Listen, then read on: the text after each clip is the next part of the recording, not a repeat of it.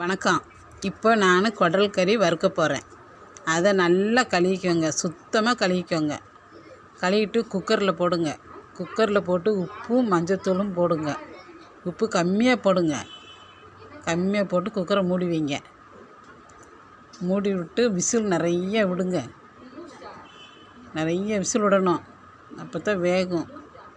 அப்போ தான் வயிற்றால போகாது, இல்லைன்னா வயிற்றால போயிடும். மூடி வைங்க.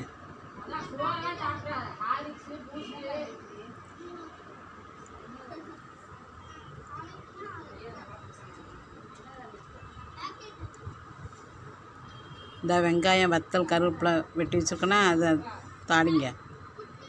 கடுகு போட்டு நல்லெண்ணெய் ஊற்றி கடுகு போட்டு தாளிங்க.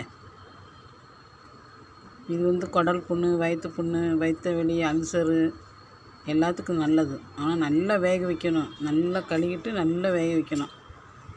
கடுகு போட்டிங்களா, இந்த வெங்காயம் எல்லாத்தையும் போடுங்க.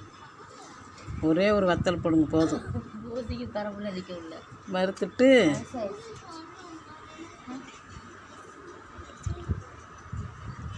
அதுக்குள்ளே குடல் வெந்துருச்சு பாருங்க, நல்லா வெந்துருச்சு. அதை அப்படியே தூக்கி இந்த வடச்சட்டியில் ஊற்றுங்க. ஊற்றிட்டிங்களா, கிண்டுங்க.